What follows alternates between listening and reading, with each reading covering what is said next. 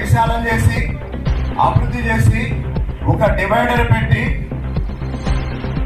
ఆ రోడ్డుని అభివృద్ధి చేసిన తర్వాత అటువైపు ఇటువైపు ఉన్న వాళ్ళు షాపులు కూడా కట్టుకొని చిన్న చిన్న వ్యాపారాలు కూడా చేసుకోవచ్చు అన్నారు. మదర్ రోడ్డులో ఉన్న నిరుద్యోగ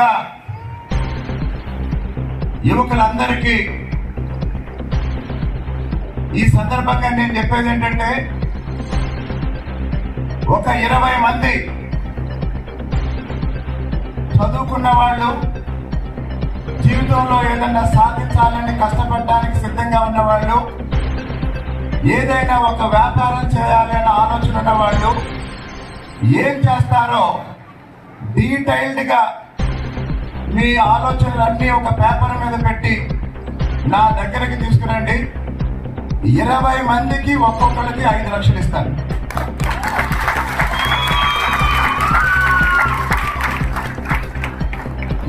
మందికి ఒక్కొక్కరికి 5 లక్షలు ఇస్తా.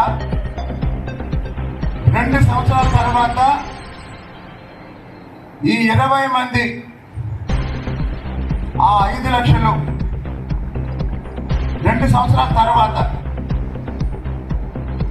నెలకు 1000 రూపాయల చొప్పున తిరిగి నాకు చెల్లించొద్దు. అప్పుడు ఇంకొక 20 మందికి ఇద్దాం.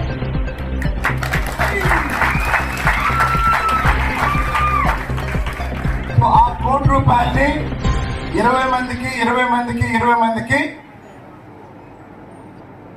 ఎక్స్చేంజ్ చేస్తూ వెళ్దాం. దానికి సంబంధించి నా దగ్గర పూర్తి ప్రణాళిక ఉంది.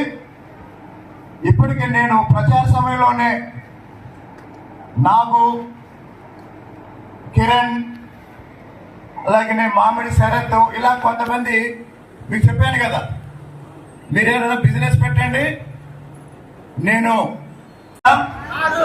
చెప్పండి. నేను తిరువూరులో ఇల్లు తీసుకొని గృహప్రవేశం చేస్తుంటే నా గృహప్రవేశం రోజు నా ఇంటి మీద దాడి చేశారు. వాలా సురేష్ అనేవాడు తాగొచ్చి నా ఇంటి ముందు దాడి చేశాడు, నా ఇంటి మీద దాడి చేశాడు. నా దగ్గర కూడా రెడ్ బుక్ ఉంది.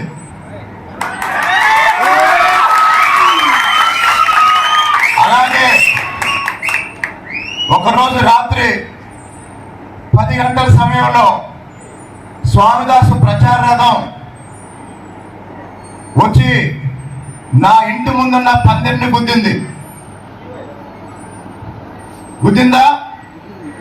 చాలా మంది తెలుసు కదా.